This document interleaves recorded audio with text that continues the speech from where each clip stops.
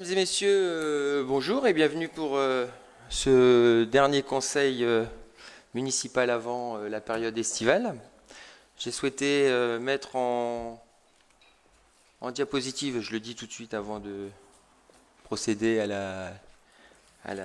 l'appel, donc j'ai souhaité mettre en image d'accueil nos agents qui ont pris leur retraite depuis 2019 pour certains, 2020 pour certains, et que nous avons enfin pu mettre à l'honneur la semaine dernière. Donc ils étaient tous heureux de pouvoir se retrouver. Et puis nous avons également remis une médaille à deux personnes. Et donc je salue par l'occasion qui m'est donnée ce soir l'ensemble de nos équipes qui œuvrent chaque jour pour le bien-être de Vambrochy, pour le bien-être des Vambrocitains. Voilà donc pourquoi j'ai mis cette photo. Je vais donc laisser maintenant la parole à notre secrétaire de séance, monsieur Léonard Zic, pour procéder à l'appel.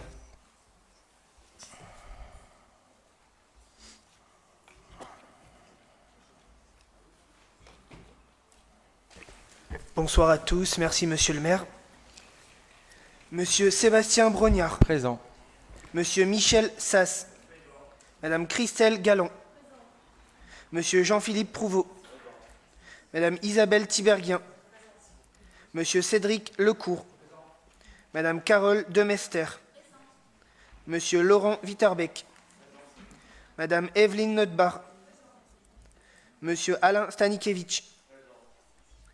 Madame Gisèle Elbout. Madame Danielle Chuffard, pardon. Monsieur Jean-Michel Barbary. Monsieur Michel Mesmac. Madame Véronique Orman. Madame Pascal Baron.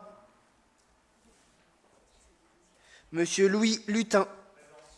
Monsieur Bruno Six. Madame Véronique de Rosière.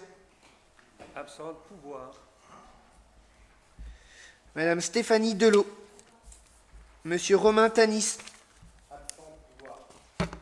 Monsieur D'ailleurs, Stéphane... je profite pour le saluer et lui souhaiter un prompt rétablissement. Pardon. Monsieur Stéphane Lahaye. Madame Aurélie Droulers. Madame Patti Roqueta. Madame Gwendoline Spotbin. Monsieur Marc Pureur. Pouvoir. Moi-même, monsieur Vladimir Léonard-Zic. Monsieur René Debergue. Madame Dorothée Germain. Madame Élodie Djévar. Monsieur Georges Padavecchia. Monsieur Olivier Muté. Monsieur Tony Dossi. Bien, merci monsieur Léonard-Zic. Je vais laisser madame Van Kortenbosch ramasser les pouvoirs. Avant donc...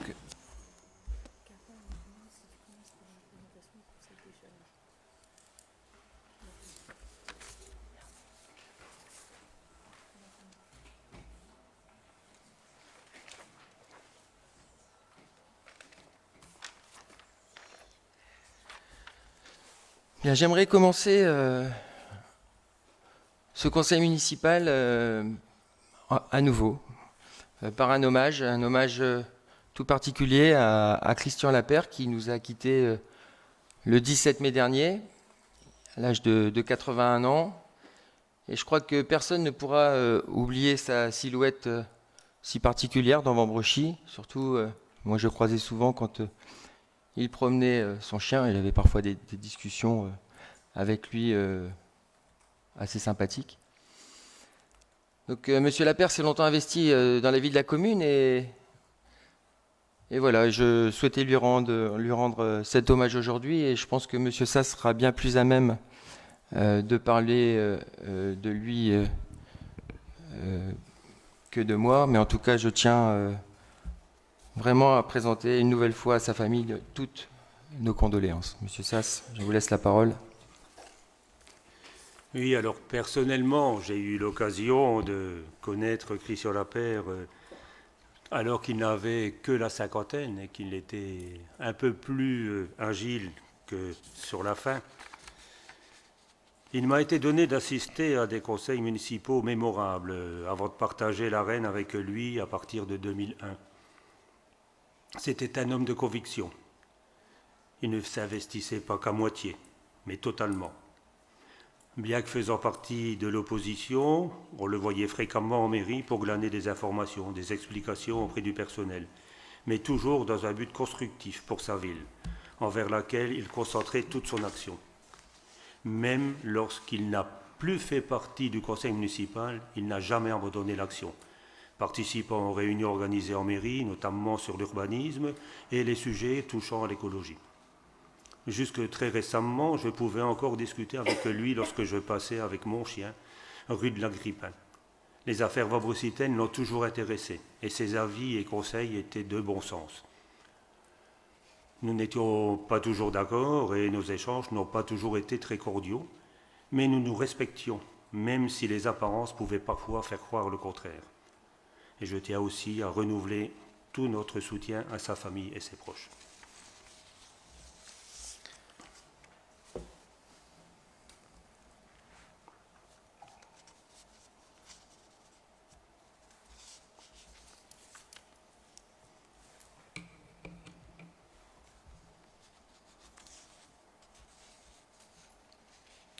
Merci pour lui. Donc nous allons commencer ce conseil par les informations et puis notamment par la présentation de notre comité des jeunes. Et pour ce faire, je vais laisser la parole à Madame Demester qui va mettre à l'honneur et présenter nos jeunes ici présents dans le public, que je salue également, que je n'ai pas salué encore. Merci, Monsieur le maire. Donc, je vais vous demander de vous lever et de passer derrière nous, comme ça on pourra vous voir à la caméra.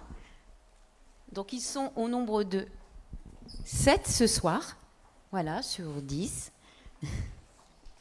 Ils sont très impressionnés, ce qui est normal.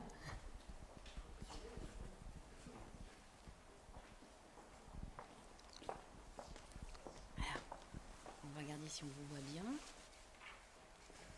Alors, je vais vous présenter Annabelle. Voilà, tu peux me dire ton âge et éventuellement le quartier où tu habites. J'ai 13 ans et j'habite rue du Mercato. Et je sais qu'elle est aussi passionnée de danse, de natation synchronisée. Je m'appelle Margot, j'ai 14 ans et j'habite résidence Saint-Mathieu. Et elle passe ses épreuves de brevet des collèges aujourd'hui et demain. Je m'appelle Sarah, j'ai 13 ans et j'habite vers l'Agrippin. Et elle est passionnée de dessin. Je m'appelle Pauline, j'ai 13 ans et j'habite rue du Château d'Em à Montrouchy. Et je suis de la gym. Je m'appelle Nina, j'ai 13 ans et j'habite près du fort du Vergalan et je fais de la danse et de la clarinette. Je m'appelle Juliette, j'ai presque 13 ans, je fais de la GRS et j'habite rue du Maire-Marquilly, quartier de l'Agrippin.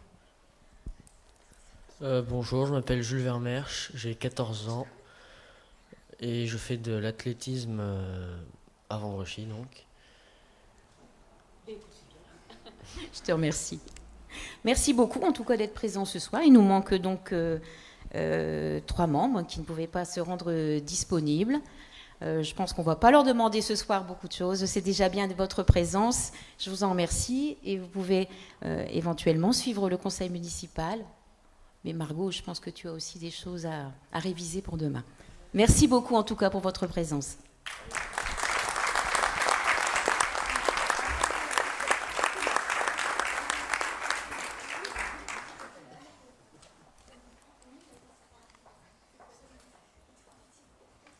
Un beau projet qui est mis en place, enfin 2 beaux projets qui seront mis en place. Ils ont commencé à travailler, ils se réunissent une fois tous les 15 jours. Oui.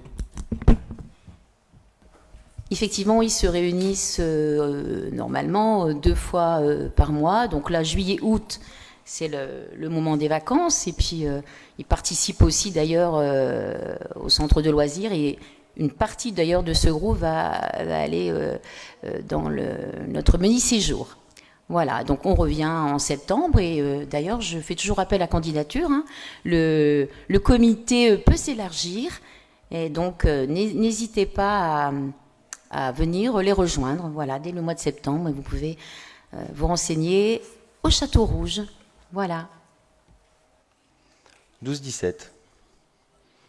Effectivement, 12-17, mais notre mot d'ordre, c'est adaptabilité. Donc même si on a 17 ans, qu'on a encore envie d'y rester, on y reste. Merci Madame de Mester. Donc les informations suivantes donc, concernent tout d'abord donc, une modification de délégation. Donc, depuis quelque temps, nous travaillons sur la mise à jour du règlement intérieur du cimetière. Et donc nous sommes accompagnés pour ce faire par un juriste qui nous a conseillé de mettre en délégation, donc la délégation, de mettre en cohérence la délégation de gestion du cimetière qui a été confiée à Monsieur Lecourt en juillet 2020 avec les pouvoirs de police que j'ai dans ma délégation depuis juillet 2020. Voilà, j'ai donc décidé, en accord avec Monsieur Lecourt, et je le remercie, de lui déléguer mon pouvoir de police de cimetière. Comme ça, on aura une vraie cohérence dans le fonctionnement du cimetière. Ensuite, autre information donc, concernant la demande de dispositif de recueil des demandes de titres d'identité. Donc on a eu plusieurs demandes à la ville pour de personnes qui souhaitent avoir un renouvellement de leur passeport, de leur carte d'identité. C'est assez compliqué en ce moment. Effectivement, les délais sont plutôt élastiques. Et puis, la préfecture, sous couvert du ministère de l'Intérieur, a offert la possibilité aux communes de pouvoir éventuellement disposer de ces dispositifs. Néanmoins, il y a des conditions qui sont assez drastiques pour pouvoir avoir ce dispositif. Donc là, nous sommes toujours en réflexion, non seulement pour essayer d'avoir ce dispositif, et si nous ne pouvions pas en disposer, trouver d'autres solutions pour que nous puissions faciliter l'accès au renouvellement de passeport ou de la carte d'identité pour les Vambreciens. Voilà, donc les affaires avancent au rythme de l'administration, donc soyez patients. Voilà, nous sommes très, comment je vais dire, bien évidemment sensibilisés à cette problématique. Ensuite, une information qui ne concerne pas notre commune, mais qui concerne une commune voisine, la commune de Verlinghem, qui a en son sein une entreprise porcine qui s'appelle la SARL de la ferme du Mazet et qui, en vue d'exploiter et d'agrandir un élevage de porcins, donc va déclencher une enquête publique donc qui sera réalisée du 20 juin 2022 jusqu'au vendredi 22 juillet 2022 à 12h. Donc cette enquête publique se fait sur Verlinghem, si je ne m'abuse, Madame Van Kortenbosch. Voilà, donc cette information concernant une enquête publique, ouverture une enquête publique. Voilà, donc j'ai terminé avec mes informations. Je vais maintenant vous demander si vous aviez tous et toutes reçu le procès-verbal du 12 mai 2022. Est-ce qu'il y a des remarques concernant ce procès-verbal? Non, donc je le soumets à votre approbation. Qui est contre? Qui s'abstient? Donc il est adopté à l'unanimité et je vous en remercie. Je vais maintenant laisser la parole à M. Sass, donc pour la délégation gestion du personnel, et qui va nous parler donc de l'état du personnel 2022. M. Sass, je vous laisse la parole. Donc vous avez pu constater qu'on avait procédé à un toilettage donc, de cet état du personnel, puisque nous avons supprimé quand même pas mal de postes. Hein. Enfin, quand je dis des postes, ce n'est pas les personnes par eux-mêmes qui ont été supprimées, mais surtout ceux qui avaient été budgétés. À cette délibération a été joint un état du personnel qui est totalement différent de ceux qui vous avaient été envoyés les années précédentes, puisque les années précédentes, vous aviez un état du personnel en dur, si j'ose dire, tandis qu'actuellement, à partir d'aujourd'hui, là, vous avez les emplois budgétaires qui ont été budgétés en temps permanent, temps complet, et les temps permanents à temps non complet, avec leur proportion. Vous avez sur le côté donc les effectifs prévus. Les années précédentes, vous n'aviez qu'une colonne emploi permanent, enfin emploi budgétaire et emploi pourvu. Là, vous avez le détail entre donc les personnes et le temps, ce qui vous fait, par exemple, voir qu'il y a 24 personnes dans la filière administrative, mais qui représentent en réalité que 23,57 personnes, puisqu'il y a une personne qui est en temps partiel. Vous avez, dans la filière technique, c'est encore plus parlant, puisque vous avez 44 personnes qui sont en temps complet et 7,09 qui sont en temps non complet. Ces 7 postes 09 sont tenus par 9 personnes. Donc le total le TP, ça fait bien 51, mais il y en a le temps permanent en temps non complet en nombre n'est pas pourvu. Donc c'est un tableau assez précis, moins facile à la lecture que l'autre, mais qui nous donne beaucoup plus de renseignements. Donc vous voyez qu'il y a 132 personnes, hein, puisqu'il y a 106 personnes en temps complet, permanent, et vous avez 26 personnes en emploi permanent à temps non complet. Donc ça fait 132, mais en réalité, donc en temps équivalent temps plein, ça faisait que 120 personnes,71 qui sont pourvus à hauteur de 106,48. Alors bon, c'est des morceaux de personnes, mais bon, c'est parce que vous avez des personnes qui sont au tiers-temps, d'autres qui sont à quart-temps, et d'autres qui sont à 20 heures, d'autres à 15 heures. Je ne pense pas que cette délibération, bon, elle a été présentée en CTP, hein, bien sûr, n'a pas fait l'objet de remarques particulières. Donc je vous demande de prendre note donc, de ces suppressions qui sont uniquement, c'est des suppressions qui sont dues donc, à des passages d'échelons et puis donc uniquement des passages d'échelons, tout compte fait. Ouais. Est-ce que vous avez des questions, des remarques? Bien, je vais donc mettre cette délibération au vote. Qui est pour, qui est contre, pardon, qui s'abstient, donc à l'unanimité. Donc je vais toujours laisser la parole à Monsieur Saz, donc concernant une délibération qui est passée en commission technique paritaire de surcroît et qui concerne la mise en œuvre du télétravail comme mode d'organisation. Alors c'est une délibération qui est assez fournie, hein, assez dense. Donc bien entendu, je vais pas vous la lire ici entièrement ce soir. Hein, le télétravail existe maintenant. Il a existé et été mis en place notamment à cause du Covid, hein, puisque le Covid permettait donc d'avoir des personnes qui travaillaient chez eux pour la commune. Toutes les possibilités n'étaient pas vraiment exercées, puisque bien entendu le matériel n'était pas présent, puisque avant 2019 le télétravail n'avait aucune raison d'exister donc pour la commune. C'est devenu quelque chose donc de nécessaire, hein, par le Covid. Et maintenant, puisqu'il existe, il a existé, ben, nous avons souhaité, et d'ailleurs c'était souhaité pas que par nous, de mettre en une délibération qui précisait donc la façon dont on allait organiser le télétravail sur Vambrochy. Enfin, sur la ville de Vambrochy, sur la commune.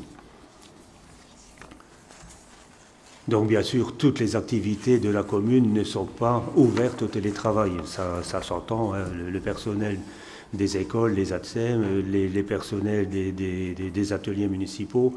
Le télétravail, c'est malheureusement pour eux, ça n'est pas possible. Mais la filière administrative, elle est concernée en quasi-totalité. Alors si vous avez des questions, je pense que c'est clair, c'est relativement clair, et c'est d'une logique implacable. Donc si vous avez des questions, je suis prêt à vous y répondre, mais je ne vais pas faire la lecture de toutes les fonctions qui peuvent être exercées en télétravail et celles qui ne le sont pas. Ça tombe aussi un peu sous le sens. Il faut savoir que maintenant, bien sûr, on a donné la possibilité au personnel de travailler à partir de chez eux, pas d'ailleurs, de chez eux uniquement, et qu'ils ont les moyens techniques de le faire. J'ai une question, monsieur le maire, si vous permettez. Monsieur Spadavecchia. Merci. J'aimerais savoir si d'ores et déjà des agents ont fait le choix du télétravail ou pas. Pas encore. Ok. Donc monsieur Sass l'a pas précisé, c'est dans le corps de la délibération, s'ils veulent, si les agents souhaitent faire le télétravail, ils peuvent en faire la demande de manière écrite. Voilà. Et nous, on doit répondre de manière écrite, mais au jour d'aujourd'hui, on a quelques personnes qui travaillent déjà en télétravail, mais qui le faisaient avant la mise en place de cette délibération. Et j'en profite pour remercier M. Van Outruif qui a travaillé sur le sujet, bien évidemment en collaboration avec Mme Okortenbosch. Voilà. Est-ce qu'il y a d'autres questions, d'autres remarques sur cette délibération, Madame Germain? Oui, par rapport à l'engagement des agents, ils doivent effectivement s'engager à travailler dans de bonnes conditions, notamment d'ergonomie. Est-ce qu'il y a eu des formations à l'ergonomie du poste de travail pour qu'ils puissent le mettre en application? Et l'installation électrique, c'est vraiment un engagement, mais je ne sais pas comment vous vérifiez tout ça. Et je Alors, il y a effectivement, donc pour répondre clairement non à votre première question, et par contre pour répondre à la seconde, il y a la possibilité, alors c'est dans l'article 8, je crois, ou dans l'article...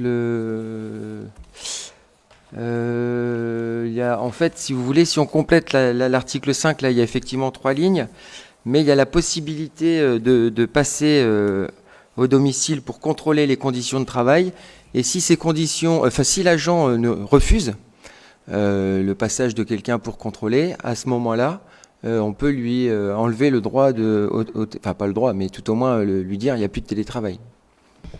Par contre, moi je suis plus dans la prévention que dans la sanction. J'entends, mais c'est pas une question c'est pas pour sanctionner. Si on vous demande d'aller chez vous pour vérifier que tout est conforme et que vous refusez, il arrive un moment, on peut pas à la fois dire bah écoutez, on vient pour votre santé et vous refusez de voilà. Donc c'est pas une sanction dire il n'y a plus de télétravail. C'est Monsieur Van, qu'est-ce que vous en... Là-dessus, on a aussi des agents préventeurs qui sont aussi concernés et voilà, qui ont été informés du sujet, donc on compte aussi beaucoup sur eux. Est-ce qu'il y a d'autres remarques, d'autres questions? Donc je vais soumettre cette délibération au vote qui, je le répète, a déjà passé en commission technique paritaire. Qui est contre? Qui s'abstient? Vote à l'unanimité, je vous remercie. Donc, Monsieur Sass, la parole est toujours à vous concernant un régime indemnitaire qu'on appelle le RIFSEP. Le RIFSEP, oui. Alors le RIFSEP, ou indemnité de fonction de suggestion et d'expertise et d'engagement professionnel. Alors ce RIFSEP est partagé en deux. Le IFSE, qui sont l'indemnité de fonction et de suggestion et d'expertise, et le CIA, qui est le complément indemnitaire annuel. Ce RIFSEP existe à la mairie de Vambrochy depuis des années, mais périodiquement, donc, il y a des ajouts de fonctions qui peuvent être donc reprises et qui ne l'étaient pas. Alors cette délibération que nous passons aujourd'hui, c'est surtout pour permettre donc aux ingénieurs, au personnel de la crèche, de bénéficier de ce RIFSEP auquel ils n'avaient pas le droit jusqu'à présent. Pas de notre fait, mais parce que ça n'était pas prévu dans les textes. Merci, Monsieur Sass. Merci, Monsieur Sass. Est-ce qu'il y a des questions, des remarques sur cette délibération? Monsieur Debert. Actuellement, il y a combien d'agents logés? Des agents logés. Qu'est-ce que vous qui sont logés, qui ont leur logement. Pour le moment, il y en a encore deux, ouais. En logement de fonction? Ouais. Il y en a 1. Monsieur, 2. Il y a nos 2 concierges. Au château et au stade. D'accord. Château Rouge, il n'y a personne? Non. Ok. Est-ce qu'il y a d'autres remarques, d'autres questions? Je vais soumettre cette délibération au vote. Qui est contre? Qui s'abstient? Merci. Toujours monsieur Sass. Maintenant, c'est la convention d'adhésion au service de prévention du CDG 59, le pôle santé sécurité au travail. Depuis 2013, on était lié au pôle santé-travail, mais celui-ci n'est plus en mesure d'assurer le suivi de nos agents. Manque de médecins. Et donc, il a souhaité résilier cette convention qui nous liait déjà depuis presque 10 ans. Donc, nous nous sommes rapprochés du CDG pour, bien sûr, il faut continuer à surveiller la santé de nos agents. Et donc, on vous propose de passer une adhésion avec ce CDG 59 pour qu'il puisse donc suppléer et prendre la place du pôle santé-travail. Est-ce qu'il y a des remarques particulières ou des questions? Je vais soumettre cette délibération au vote. Qui est contre? Qui s'abstient? Donc, à l'unanimité, merci. Donc, la délibération suivante, je vais reprendre la main si vous me le permettez, monsieur Sass, concerne la constitution d'une servitude de cour commune, d'une servitude de vue et d'une servitude de passage au profit donc de Logis Métropole sur une parcelle au niveau du quartier Est. Donc comme vous voyez à l'écran, donc au niveau du quartier Est, donc il y aura, on voit là aujourd'hui le projet immobilier donc porté par Logis Métropole. Sur le lot D, nous aurons notre complexe sportif et sur le lot C, l'extension donc de l'écospace. Donc ce projet a été approuvé en 2019, si je ne m'abuse, par l'ancienne municipalité et nécessite au niveau de la parcelle B1, au niveau du lot B1, B2, là-haut, donc c'est 3 servitudes. Donc une servitude de cour commune afin d'éviter le retrait réglementaire imposé par le PLU, et donc qui fait que le projet viendra en bordure séparative, aux limites séparatives du terrain. Il nécessite la constitution d'une servitude de vue dans la mesure où les baies sont projetées sur les façades nord-ouest envisagées en limite sépaраtive. Donc la servitude de vue donc, concernera d'une part la vue sur Emmaüs et l'autre vue sur le cimetière. Et puis, troisième servitude que je vous demande d'approuver, c'est une servitude de passage au profit des immeubles d'accession des lots B1, B2, là-haut, afin de permettre l'accès piéton au hall d'entrée. Donc, il y aura un trottoir qui sera constitué. Et donc, je vous demande d'accorder à Logis Métropole cette servitude de passage qui sera consentie tout de même au prix de 15 600 € TTC. Donc, nous nous sommes conformés à l'avis des domaines pour cela. Je vous demande donc d'accorder ces 3 servitudes de cour commune de vue et de passage au profit de Logis Métropole. Monsieur le maire, une question, si vous permettez. Oui, monsieur Spadavecchia. Merci. Je note que dans cette délibération, c'est mon truc qui fait du... on parle de l'absence de la future liaison viaire reliant l'avenue de l'espace prolongé à la rue de Quesnoy. Est-ce que ça c'est définitif ou... Non, alors c'est pas définitif. Je veux dire, les soucis que vous aviez connus par le passé sont les mêmes aujourd'hui. Donc on a... pour que cette liaison viaire puisse être réalisée, ça nécessite l'échange d'une partie de terrain communal avec des terrains Emmaüs. Et là, on est toujours en cours de discussion pour pouvoir avoir cette jonction entre l'avenue que je dise pas de bêtises, Serre de Rivière et puis l'avenue de l'Espace. Non, c'est pas définitif. Il faut absolument qu'on l'ait cette. D'accord. Ouais, parce que ça, au niveau la stratégie de transport en commun, c'est vraiment important. Okay. Merci. Est-ce qu'il y a d'autres questions ou remarques sur cette délibération que je soumets au vote? Qui est contre? Qui s'abstient? Donc, vote à l'unanimité. Je vais laisser maintenant la parole à monsieur Lecourt, donc concernant des autorisations de signature de convention. Monsieur Lecourt. Merci, monsieur le maire. Donc, la délib 2244 correspond effectivement à la phase numéro 1 achevée des travaux de l'éclairage public. Nous avons donc rénové 21 rues, l'ensemble des armoires électriques. Le montant total s'élève à 201 532,25 € hors taxe. Sur ces 201 532,25 € hors taxe, nous avons un montant de dépenses éligible à une subvention qui s'élève à 85 940 € hors taxe. Et sur ces 85 940 € hors taxe, la MEL prend en charge effectivement une subvention à hauteur de 40%, ce qui fait un montant éligible de subvention d'un montant de 34 376 €. Ce qui fait un reste à charge pour la commune, un montant de 167 156,25 € hors taxe. Par conséquent, il est demandé au conseil municipal d'accepter les fonds concours de la MEL d'un montant maximal de 34 376 €, d'autoriser monsieur le maire ou son représentant à signer la convention qui en découle et d'inscrire les recettes au budget en section d'investissement. Est-ce qu'il y a des questions ou des remarques particulières sur cette délibération? Je vais la soumettre au vote. Ah, Madame Diévard, non, pardon. Je vais la soumettre au vote. Qui est contre? Qui s'abstient? Merci. Donc la délibération suivante, c'est un peu du même acabit, mais pour une école et avec une extension d'audit. C'est ça, donc la délib 2245 concerne effectivement l'audit énergétique que l'on a fait à l'école Ferry 2.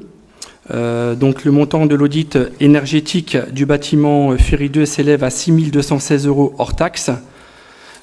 Cet audit nous a permis de voir effectivement ce qu'on pouvait faire comme travaux dans le futur dans ce bâtiment. Sur les 6 216,92 € hors taxe, nous avons eu une subvention énergétique et environnementale d'un forfait de 1 000 €, majoré de 1 000 €. Donc ce qui fait 2 000 € de subvention pour cet audit à 6 216,92 €. Donc cet audit va nous permettre de travailler sur les travaux nécessaires à faire sur le bâtiment Ferry 2. Il s'avère que le bâtiment Ferry 2, il y a encore beaucoup d'isolation à faire. Nous avons côté cour encore du simple vitrage. De l'autre côté du bâtiment, côté maison, je vais dire, nous sommes en double vitrage, donc effectivement ce simple vitrage et double vitrage, pour le moment ne fonctionne pas, puisque soit on met en double partout, ou soit on ne met pas en double partout. Donc cet audit va nous servir aussi d'améliorer aussi l'isolation par l'extérieur. Donc ça c'est un projet qui est toujours en cours, je n'ai pas encore les chiffres total. Et donc, par conséquent, il est demandé donc au conseil municipal d'accepter les fonds concours de la MEL à hauteur de 2 000 € de l'édite énergétique du bâtiment Ferry 2, d'autoriser monsieur le maire et son représentant à signer les conventions qui en découlent, d'inscrire les recettes au budget en section d'investissement, et d'autoriser également monsieur le maire ou son représentant à solliciter la MEL au titre du fonds concours de la transition énergétique en bas carbone du patrimoine communal pour l'audit, parce que maintenant, comme on a fait l'audit du bâtiment Ferry 2, on procédera à l'audit énergétique du bâtiment Ferry 1. Est-ce qu'il y a des questions sur cette délibération? Donc l'objectif, c'est vraiment effectivement de sortir, déjà, d'être vertueux dans nos bâtiments publics. C'est vraiment une chose qui devient importante. Et là, on voit que le coût de l'énergie aujourd'hui, et je pense que M. Sass est en train de s'arracher les cheveux, je puis dire. Voilà, donc il y a effectivement le coût de l'énergie qui est très important. Qu'on travaille sur l'éclairage public, M. Lecourt l'a dit tout à l'heure, on travaille sur l'isolation de nos bâtiments qui est la première source d'énergie, la première source d'économie d'énergie. Voilà, donc je vous demande donc de valider, si vous le souhaitez, cette délibération. Qui est contre? Qui s'abstient? Donc adopté à l'unanimité. Je vous remercie. Donc, Monsieur Lecourt, un tout autre registre concernant notre patrimoine. Oui. Donc la délib 2246 concerne la chapelle de Notre-Dame de Grâce, qui est une des plus anciennes chapelles dans notre commune, de 1834. Elle a été restaurée dans les années 1980, mais depuis le temps, elle s'est quand même un peu dégradée fortement. Nous avons fait des devis effectivement pour procéder à sa rénovation. On en avait déjà parlé lors du précédent conseil municipal. Donc les montants qu'on a à peu près reçus en devis s'élèvent à peu près à 80 000 euros toutes taxes. Et effectivement, l'AMEL nous indique que si on souhaite bénéficier des subventions sur cette chapelle, qui est de 1834, on est quand même obligé de passer par un maître d'œuvre. Sachant que cette dépense est en sus des 80 000 euros, donc 12 000 euros toutes taxes en plus. Pour le moment, on est toujours en relation avec l'AMEL parce que donc, tous les devis ont été transmis et on ne sait pas à peu près combien de subventions on pourrait avoir puisqu'on est obligé de respecter la rénovation de la chapelle à l'identique. Si on commence effectivement de changer de briques, de pierres, de menuiserie, de la forme, on n'a aucune subvention. Donc là, c'est encore un projet. Effectivement, comme vous pouvez vous en douter, si l'AMEL revient vers nous avec un projet de subvention de 5 000 euros, on est bien d'accord qu'on ne va pas lancer les honoraires du maître d'œuvre à 12 000 euros toute taxe. Donc c'est un projet qui va être lourd, mais je pense qu'il est nécessaire pour notre commune. Donc il est effectivement proposé au conseil municipal d'autoriser monsieur le maire à engager les projets de restauration de la chapelle de Notre-Dame de Grâce, à solliciter à la métropole européenne de Lille les titres de fonds concours, la préservation de patrimoine historique et architectural, ainsi que toutes les autres subventions pouvant être allouées à ce projet, à solliciter toutes les subventions pouvant être allouées dans le cadre de ce projet région-département. Voilà, monsieur le maire. Merci, monsieur Lecourt. Est-ce qu'il y a des questions, monsieur Deberg? Oui, comme je l'évoquais lors de la réunion de commission qui était très claire avec monsieur Lecourt, j'ai trouvé quand même que les 12 000 euros, c'était quand même cher payé pour une maîtrise d'œuvre à ce niveau-là. Effectivement, il m'a expliqué qu'il ne pouvait pas faire autrement que de passer par cette maîtrise d'œuvre pour présenter un dossier cohérent à l'AMEL. Mais néanmoins, je trouve que c'est cher. Et ma deuxième remarque, je reviens toujours sur la fameuse toiture en zinc qui serait exigée si on veut la remettre en état. Ce que je peux comprendre, le gros risque, c'est la disparition régulière de ce zinc qui est un matériau très prisé par les voleurs et puis toute la filière qui va avec. Voilà, c'est ce que je voulais resignaler là-dessus. Sinon, j'ai rien contre la remise en état de la chapelle, mais attention. Alors, sachant que pardon. Le cours. Me permet ? En sachant que les 12 000 euros, effectivement, mais ils sont éligibles au titre des subventions de l'AMEL à hauteur de 50%. J'avais compris, mais je trouvais quand même que c'était quand même pas donné. Ouais, mais il n'y a pas le choix. Monsieur Lecourt vous l'a dit, on n'a pas le choix. Si on veut toucher les subventions, si les travaux coûtent 80 000 euros, on peut toucher jusqu'à... globalement, c'est 50% l'AMEL qui finance. Donc ça peut être 40 000 euros. Et monsieur Lecourt vous a parlé d'un devis dans lequel il y avait les 12 000 euros, et les 12 000 euros sont aussi éligibles au fonds de concours MEL. Donc à suivre attentivement. Voilà. Merci. Y a-t-il d'autres... Oui, monsieur Dossi. Alors, tout d'abord, nous avons une pensée particulière pour Didier Grave, qui s'était occupé beaucoup de cette chapelle. Nous sommes bien sûr favorables à protéger et conserver le patrimoine culturel. Nous nous en réjouissons. Ceci dit, nous trouvons le coût des travaux très excessif pour cette chapelle qui avoisine les 15 mètres carrés. Bien sûr, on est favorable aussi aux subventions. Et nous aimerions un petit peu des explications concernant ce montant pour expliquer ceci. Et on vous remercie. Je vous en prie. Donc, monsieur Dossi, concernant votre question, effectivement, comme vous pouvez voir, je pense que vous savez comment on travaille on ne travaille pas au doigt mouillé. Les devis ont été faits par des professionnels. Sachant qu'effectivement, comme je vous l'ai dit tout à l'heure, cette chapelle est de 1834 Et je ne vais pas commencer à faire n'importe quoi sur cette chapelle. Alors, pour être transparent avec vous, je vais vous dire chaque poste, en fait, de ce qui a été fait. Donc, en couverture, on a 15 800 € toutes taxes. En maçonnerie, ça s'élève à 16 913 €. Et en reprise de maçonnerie, là, c'est le plus gros poste, parce que je ne sais pas si vous avez été voir sur place, mais la chapelle, je ne sais pas comment elle tient non plus. Enfin, il y en a pour 44 875. On arrive à un total de 77 000 toutes taxes. C'est des devis que l'on a reçus. Ce n'est pas acté, ce n'est pas validé. On est encore en train de retrouver d'autres sociétés, parce que c'est aussi particulier de trouver des sociétés qui veulent restaurer des chapelles. C'est pour ça que l'année dernière, on a signé une convention avec Chapelle & Co. Et actuellement, on travaille avec M. Orman sur ce sujet. Toute transparence. Sachant également que la commune peut être financée jusqu'à 80% par d'autres organismes publics. Donc là, monsieur Lecourt, effectivement, fait un focus sur la MEL, mais si vous lisez la délibération, me semble-t-il, on peut aussi aller chercher la région, le département et bien d'autres subventions. Chapelle & Co, vous en avez parlé, monsieur Lecourt. Donc voilà, donc là, aujourd'hui, effectivement, on a un devis qui paraît un peu cher. Plusieurs devis. Pour, plusieurs devis, un montant... la maçonnerie, la couverture, la menuiserie et ensuite maître d'œuvre. Voilà. Ça, c'est...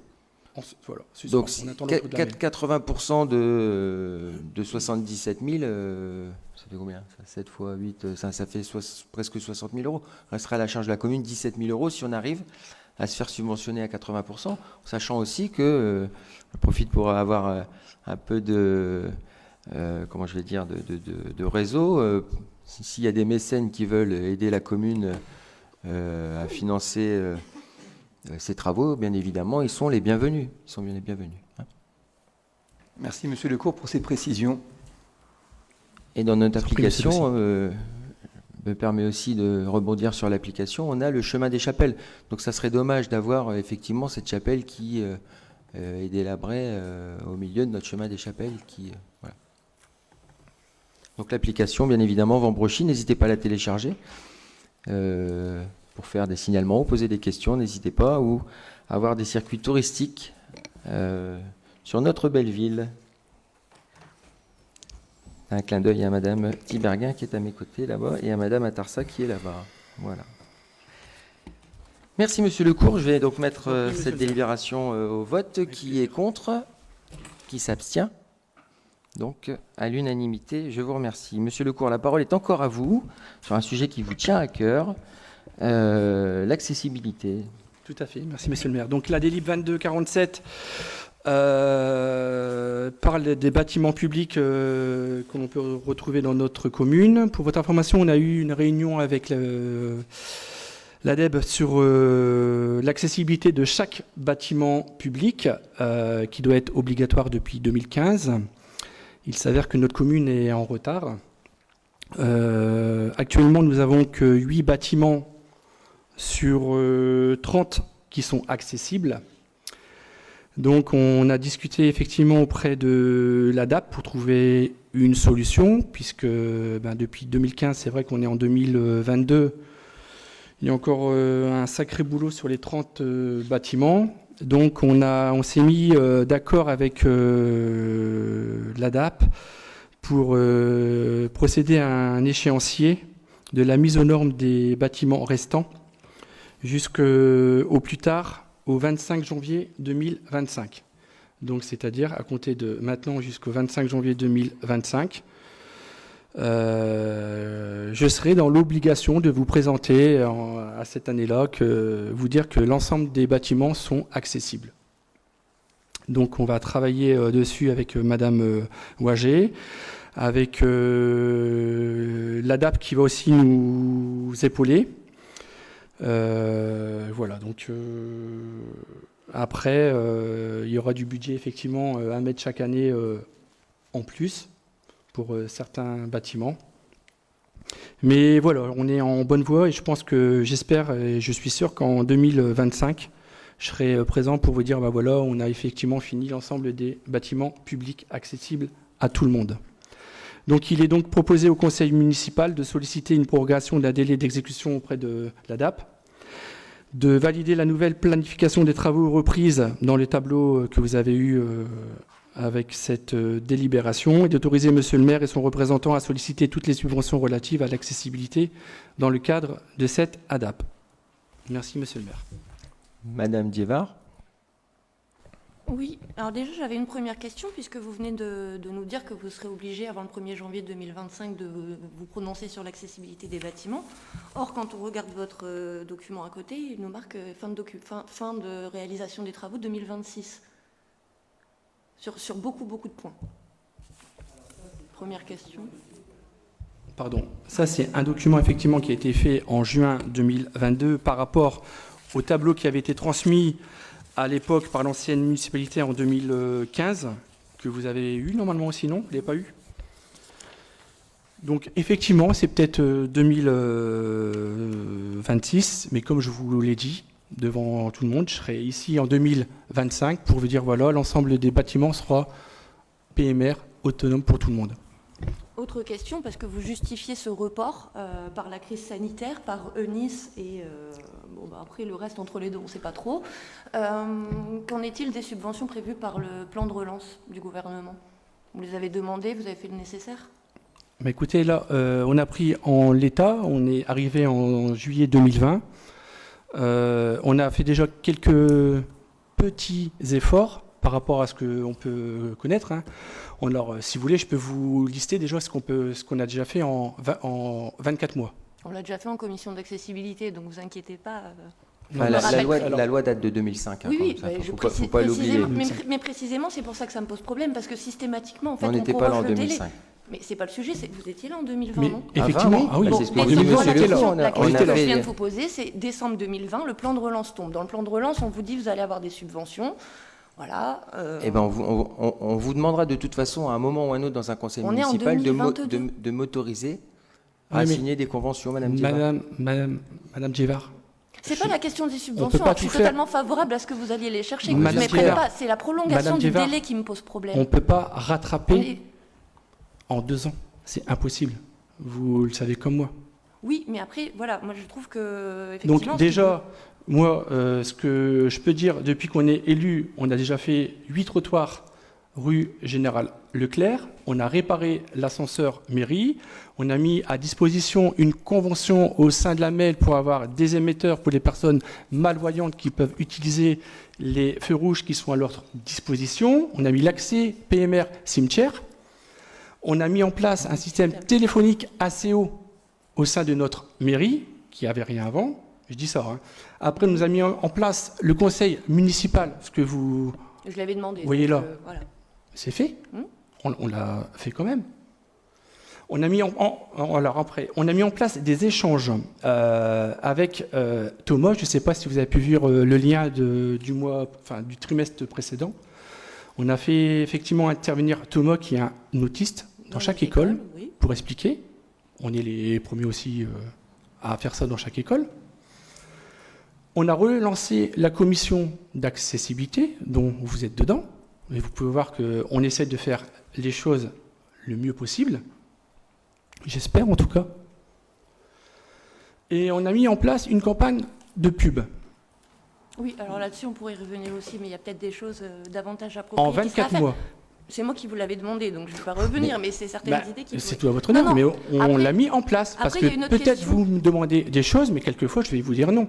Ah ben heureusement. Voilà. Donc, enfin, sur voilà ces ce sujets, que... même pas forcément, voilà, parce que attendez. c'est pas dénué d'intérêt, voilà ce que je notre vous propose. programme qu'on a pu faire très peu. Hein, je dis bien, hein, c'est très peu. Hein. Je dis pas que c'est énorme et que je suis content. Hein. C'est très peu. Hein. Mais voilà ce qu'on a pu faire en 24 mois. Monsieur Lecour, après quand je vois également dans la délibération qu'on me parle du nouveau complexe sportif et que quand on me présente les plans, il n'y a même pas un ascenseur dessus, excusez-moi de m'en interroger. Vous avez mal regardé les plans. Il faut regarder les plans. Il y a plusieurs projets, on a regardé les plans. Monsieur Deberg pour répondre à cette question. précisément. Bah oui, il y a les ascenseurs, heureusement d'ailleurs. Hein. Sinon, Effectivement, lors de la réunion, c'était une de mes premières réflexions que j'avais fait. Et puis vous avez potassé, d'ailleurs, vous avez relevé également que c'était pas évident à voir. Oui, mais ils y sont.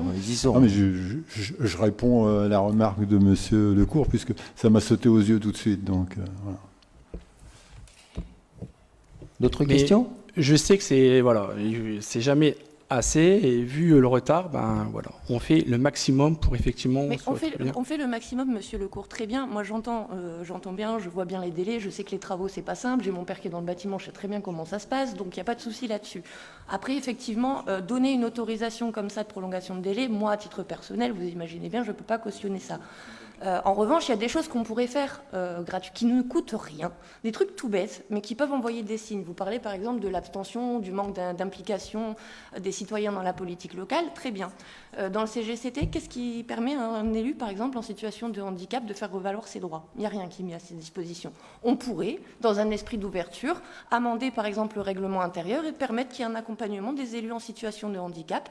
Moi, ça va, j'ai pas trop le souci, mais si quelqu'un venait avec un handicap plus lourd que le mien, qui aurait besoin de compensation matérielle, aujourd'hui, la loi, rien ne vous oblige à le faire. Mais on le fait. Je vous donne un exemple, pas plus tard que les dernières élections, où vous n'étiez pas à Vambrochy, c'est dommage, mais...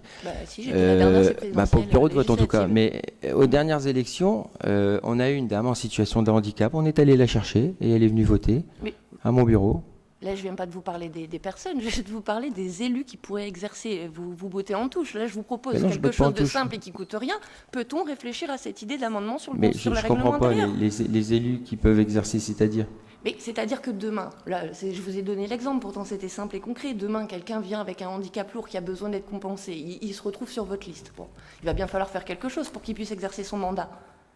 Bah oui, alors. Donc aujourd'hui, il n'y a rien qui est prévu par la loi pour garantir son droit à exercer le mandat. Il faut présenter les législatives, Madame Diawara. Oui, mais vous dites que ça n'existe pas. Regardez ce qui se passe au conseil municipal de Toulouse, par exemple, où des élus ne peuvent pas aller dans certaines réunions parce que les salles ne sont pas accessibles. Enfin, mais vous savez, dans le CGCT, j'aimerais insister là-dessus. Vous citez le CGCT, mais le CGCT impose que la salle du conseil municipal soit accessible. C'est le premier... La salle du conseil municipal, je vous parle de l'exercice de tout un mandat, pas uniquement de l'endroit où se tient la séance, monsieur le maire. Je veux dire, regardez, si demain on a un élu qui est en fauteuil, par exemple, on a mis en accessibilité l'accès au bureau des élus. On a un ascenseur qu'il n'y avait pas avant. Hein. Quand on est arrivé, nous, il n'y avait pas d'ascenseur, on l'a mis. Panne, effectivement, ça, on vous l'a fait. On a déjà serré là-dessus, effectivement. Non, mais je crois que vous voulez juste pas comprendre, c'est pas grave. Non, mais vous n'êtes pas clair, surtout. Mais c'est pourtant très clair ce que je vous explique. Enfin, à un moment donné, il ne faut pas être sorti de Saint-Cyr pour savoir que des gens ont parfois besoin de compensation. Si quelqu'un a une réponse à apporter à Mme Diawara, il peut le faire. Mais vous me parlez aujourd'hui du conseil municipal accessible, très bien. Non, je parle de mon équipe. Oui, là, mais moi aussi, je vous en parle. Regardez, monsieur Stanikevitch a parfois mal au dos. Oui, et monsieur Lecourt vient de nous expliquer qu'il y avait 8 bâtiments sur 30. Oui, mais qu'est-ce que vous voulez que je vous dise ? Depuis 2005, cette loi, Madame Diawara, est sortie. Depuis 2005, on est arrivé en 2020. Est-ce que vous pensez qu'en 2 ans, en plus, on a quand même eu... Enfin, vous étiez en France. On a quand même eu une crise en 2020 où on ne pouvait pas faire tout ce qu'on voulait. On était masqués. Les entreprises, c'était compliqué pour elles d'intervenir. Finalement, depuis 1 an maintenant seulement, on peut... commencer à faire des choses, des travaux, etc. Mais il faut quand même reconnaître que pendant 1 an, on a été freiné dans notre fonctionnement. Je ne vous ai pas dit le contraire. Donc ça voudrait dire qu'en 1 an... Attendez, monsieur le maire, vous êtes en train de réorienter le débat. Mais pas du tout. Vous venez de me dire qu'effectivement, par rapport au délai, on ne peut rien y faire. La loi, c'est comme ça, on est en retard. Du coup, on se prolonge un délai. Bon, c'est compliqué. OK, on a compris. Je vous ai proposé d'envoyer un autre signal. Oui, un signal fort, quelque chose qui ne vous coûte rien. Et aujourd'hui, vous êtes en train de botter en touche en me disant, mais attendez, les travaux... Mais Madame Diawara, non, ça n'existe pas, mais je veux dire, je suis pas député, je suis pas sénateur. Mais vous êtes maire de Vambrochy. Oui, mais le CGCT, c'est national, oui, on est d'accord. Oui, mais je ne viens pas de vous demander d'aller proposer une loi à l'Assemblée nationale, ça se saurait si vous aviez ce pouvoir. Non, je suis en train de vous dire, on amende notre règlement intérieur. Qu'est-ce qu'il y a de compliqué à comprendre dans ce que je vous explique ? Écoutez, je pense que si une situation de la sorte vient, je pense qu'on est en mesure de répondre aujourd'hui. Mais bien sûr que si. Bon, enfin bon, écoutez, C'est pas grave. Donc je vais soumettre cette délibération au vote. Qui est contre? Monsieur le maire, juste Oui. une dernière Madame question. Germain. Vous parlez de la salle Ledoux Oui. et salle Florimont avec un projet de rénovation lourde et d'extension Tout à fait. 2026. C'est un projet qui est concret, qui est réel, qui est Non, toujours d'actualité? Mais en fait, monsieur Lecourt vous a précisé que ce document, il a été établi. Là aujourd'hui, vous n'êtes pas sans savoir que la salle Ledoux, en fait, si on a eu des questions par rapport à l'accessibilité de cette salle, un monsieur en fauteuil justement souhaitait aller dans cette salle. Sauf que si on met une plateforme, il faut obligatoirement réhabiliter tout l'intérieur, c'est-à-dire mettre des toilettes PMR. C'est un tout. On ne peut pas juste faire un emplâtre sur une jambe de bois. C'est pas possible. La loi dit c'est tout le bâtiment ou c'est rien. Et ça, aujourd'hui, si vous voulez, sur un bâtiment qui est vétuste, on va pas... Alors, j'ai expliqué, hein, on a reçu avec M. Lecourt cette personne, mais aujourd'hui, ce bâtiment, il est voué à tomber. Donc là, on ne va pas faire de gros travaux de rénovation dedans, Madame Germain. Vous nous reprochez... mais Je ne reproche rien, je pose une question par rapport à un projet de rénovation lourde et d'extension. Quel est votre projet pour la Fondation Ledoux? De raser et de remettre de faire quelque chose de propre et d'adapté effectivement aux personnes en situation. Et pour y faire quoi dedans? Ben ça, pour l'instant, on est en réflexion, Madame Germain. Je ne vais pas vous dire, on va faire ça. Là, il faut réfléchir avant de faire un tel projet. Donc, est-ce qu'il y a d'autres remarques ou questions? Donc, je vais soumettre cette délibération au vote. Qui est contre?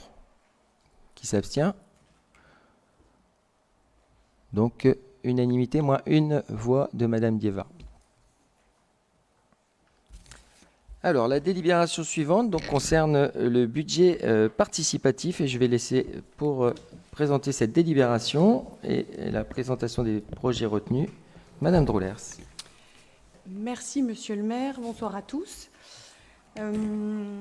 Par délibération 2209 du Conseil municipal en date du 10 mars 2022, l'Assemblée a approuvé le principe de création et de mise en œuvre d'un budget participatif pour la commune de Vambrechy. Elle a également approuvé son règlement intérieur et la composition du comité d'analyse des projets. Mi-avril, la ville a officiellement lancé l'appel à projets, notamment par le biais d'une plateforme participative mise en place via le site internet de la ville. Cette plateforme a permis aux citoyens d'y déposer leurs projets et il était également possible de les déposer en mairie en version papier. Une communication via le lien, les panneaux d'affichage public, les réseaux sociaux et l'application de la ville a été réalisée. Le dépôt des projets était ouvert jusqu'au 15 mai. 22 projets ont été déposés. Le comité d'analyse des projets s'est réuni le 1er juin afin d'étudier la recevabilité et la faisabilité des projets reçus selon les critères déterminés par le règlement intérieur. 5 projets ont pu être ainsi déclarés recevables. Il s'agit de l'installation de bancs publics le long des chemins de halage, de l'installation de ruches cheminées pédagogiques au parc de Robert-Sarre et une autre sur la rive droite, de l'installation de nichoirs et hôtels à insectes en ville, de l'installation de fontaines à eau à 2 endroits dans la ville et de l'installation d'un monument totem de 2 mètres représentant un enfant avec sa colombe. Depuis le 10 juin 2022, les 5 projets sont soumis au vote des citoyens, soit par mail, soit sur le site de la ville via la plateforme, ou directement en mairie au format papier. Les citoyens doivent voter pour leurs 3 projets favoris parmi les 5 présentés. En fonction du budget, 1 ou 2 projets seront sélectionnés pour être réalisés. Et alors, petite information du jour, quelques chiffres. Aujourd'hui, à 14 heures, nous comptions près de 1100 personnes qui s'étaient rendues sur la nouvelle plateforme participative citoyenne depuis son installation. Et nous avions collecté 330 votes via la plateforme et 98 votes papier qui nous ont été parvenus par les bulletins qui avaient été distribués dans le lien. Comme le prévoit l'article 8 du règlement, les projets retenus seront validés par délibération en conseil municipal et inscrits au budget correspondant. Leur réalisation pourra alors être lancée après avoir été soumise aux mêmes règles, lois et procédures que les projets initiés par la commune. Sachant que les votes citoyens seront clos ce jeudi 30 juin à minuit. Il vous reste plus que quelques heures pour voter. Sachant également que la ville souhaite organiser une cérémonie officielle et festive d'annonce des lauréats du budget participatif afin de mettre en valeur et en avant les projets et les porteurs de projets le 9 septembre prochain. Il est proposé à l'Assemblée de valider les 5 projets retenus par le comité d'analyse afin de pouvoir lancer l'étude et la réalisation du ou des projets lauréats dès le mois de septembre et sans attendre le prochain conseil municipal prévenu en octobre. Je vous remercie. Merci Mme Drollers. Est-ce qu'il y a des questions, des remarques particulières sur cette délibération? Donc je la soumets au vote. Qui est contre? Madame Germain? Oui, j'ai une petite réflexion. On peut faire des choses sur le chemin de halage, nous, ville de Vambrochy, sachant que ça ne nous appartient pas. Avec accord de VNF. Il faudrait demander les autorisations. Il faut demander les autorisations. Mais ça peut rentrer dans les compétences parce que l'entretien, sur une partie, effectivement, on peut se partager. Il faut demander l'autorisation. D'accord. On s'était posé la question. Hein. Ouais, et une question très concrète par rapport au bonhomme totem. Vous avez déjà une proposition ou un lieu d'installation? Alors, on peut le savoir parce que ça change complètement les votes éventuellement, de savoir où vous allez mettre ce bonhomme totem. On a effectivement l'exemple. Donc là, on ne pourra pas sortir du cadre de l'exemple puisque la personne a proposé effectivement, mais elle n'a pas donné de lieu. Non, pas particulièrement. Après, on s'était dit, forcément, il serait dans le centre-ville, vu que ce serait un peu emblématique de la ville. C'est quand même gros, c'est quand même énorme, ce 2 mètres. Je ne sais pas où en sont les votes, mais... C'est un projet qui est éligible, on ne pouvait pas le retoquer. À partir du moment où il répond aux 11 points de règlement qui... il n'y avait que ces 5-là qui étaient éligibles. Ouais. Il n'y avait que ces 5-là qui étaient éligibles sur les 20... les 22. D'autres ne répondaient pas. Enfin, je vais pas prendre parce qu'il y en avait d'autres qui étaient dans votre programme. Tous les parcours santé, par exemple, c'est dans votre programme. Est-ce que vous les avez écartés parce qu'ils sont dans votre programme et qu'ils étaient intéressants? Exactement. C'est un point du règlement intérieur. Si c'est déjà prévu par la commune, ce n'est pas recevable. Parce qu'ils seront faits, ils seront réalisés autrement, par ailleurs.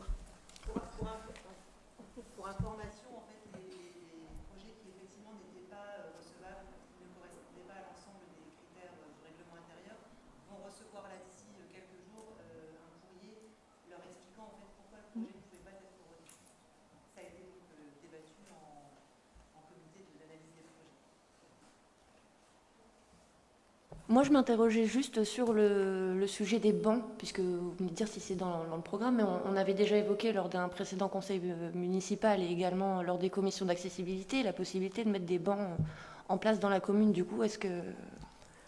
Là, si vous voulez, c'est pas prévu c'est pas prévu dans notre programme. Et c'est juste ni au budget, ni au budget, ni dans notre budget. Ok. Voilà. C'était dans les orientations. L'aire de jeu, par exemple, c'était...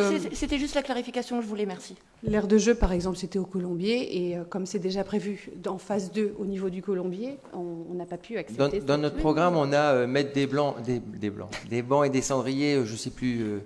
mais là, l'endroit, nous, on n'avait pas prévu de mettre ça à cet endroit-là. Oui, c'était l'objet de ma question, c'était simplement de clarifier ce projet-là. Merci. C'est le point 7, je crois, du règlement, ou point 8, il me semble. Très bien. Qui est donc contre l'approbation de cette délibération, donc qui s'abstient? Donc à l'unanimité, je vous remercie. Alors, le point suivant donc, concerne la restauration municipale et d'autres choses, la révision de tarifs donc, de divers services publics que nous proposons à la commune. Monsieur Sass, la parole est à vous. Voilà, donc cette délibération traite de plusieurs sujets. Donc, tous les sujets n'ont pas été modifiés au niveau des tarifs. Il y a eu un toilettage de fait. Moi, je vais vous parler de la restauration municipale. Bon, c'est quelque chose qui a été travaillé, on l'a dit en commission, en liaison avec les différents adjoints ou conseillers délégués qui étaient concernés par cette délibération, puisqu'elle reprend différentes choses. Madame Demester au sujet des écoles, bien entendu, Madame Evelyne Nottebar pour la restauration scolaire, le directeur des services, et nous en sommes arrivés donc à faire un toilettage et à modifier uniquement donc la restauration municipale. Les autres tarifs n'ont pas été bougés cette année, enfin, on ne vous les propose pas. Et au niveau de la restauration, on est revenu sur 2-3 petits principes qui existaient donc depuis pas mal d'années. Et dont l'un, j'avais fait la réflexion en 2019 déjà sur ce principe, où on avait le panier repas du Vabrossitain et de l'extérieur qui était aussi cher que le repas complet des Vabrossitains et des extérieurs. C'est-à-dire qu'à l'époque, on avait voté un tarif 1 à 1,50 € pour les Vabrossitains qui mangeaient normalement à la cantine, et puis celui qui ramenait son panier repas, il payait la même chose, il payait 1,50 €. Donc, pour les tarifs 1 et 2, on vous propose de ramener ce tarif de 1,50 € à 1 €. Et pour les extérieurs, c'était 3 €. On vous propose donc de le ramener de 3 € à 2 €. Les tarifs 3, enfin les tranches 3, 4 et 5 restant, elles, à 1,50 € et 3 € pour les paniers repas. Au niveau des tarifs proprement dit pour la restauration scolaire, en commission, je vous ai remis un tableau comparatif, explicatif sur les différents tarifs, et donc on vous propose de ne pas bouger la tranche 1 qui était à 1,50 € et 3,30 €. On vous propose donc de laisser ces mêmes tarifs, puisque c'est la tranche la moins favorisée, si j'ose dire. La tranche 2, en revanche, elle était à 2 €, et on vous propose de la passer à 2,25 €. Et pour les extérieurs, elle était à 3,80 €, on propose de la passer à 4 €. La tranche 3, qui regroupe, elle, le maximum de Vabrossitains qui sont dans cette tranche, on vous propose là aussi de ne pas la modifier et de la laisser à 3 €. Là aussi, il y avait une certaine incohérence, puisque de la tranche 1 à la tranche 2, on passait de 50 centimes d'augmentation seulement. De la tranche 3 à la tranche 4, on passait de 50 centimes aussi, puisqu'on passait de 3 à 3,50. Et avec la tranche 3, qui était la plus fournie, qui passait de 2 € à 3 €, c'était 1 € de plus que la tranche 2. Et c'était ressenti difficilement par certaines personnes, certaines familles qui, pour très peu de revenus supplémentaires, se voyaient pénalisées d'1 € par repas. Nous vous proposons aussi de passer pour la tranche 4 de 3,50 € à 3,75 € et la tranche 5 de 3,75 € à 4,50 €. Je vous rappelle, ou je vous signale si vous ne le saviez pas, qu'en 2021, le coût de revient d'un repas était de 7,93 €. C'est-à-dire qu'il n'y a aucun tarif qui couvre le minimum, c'est-à-dire 50% de ce prix de revient. Par le passé, le maire exigeait toujours que pour les services à la famille et aux Vabrossitains, il y avait un maximum de reversement de 50%. Nous sommes arrivés en 2021 à 56% pris par la ville. Je ne parlerai pas de 2020 parce que 2020 c'était un peu spécial. Le coût du repas, le prix de revient du repas était passé à 10 €. Alors qu'il était à 7,34 € en 2019 et à 7,93 € donc en 2021. Pour les adultes, le tarif de 7,80 € n'avait pas bougé depuis plusieurs années. On vous propose de le passer à 8 €, ce qui couvre à peine donc le prix de revient. Et pour le personnel municipal, bien sûr, toujours la même chose, 50% à 4 €. Les autres tarifs ne sont pas bougés. Et pour les compléments d'explication sur le reste de la délibération, je laisserai la parole à Madame Demester.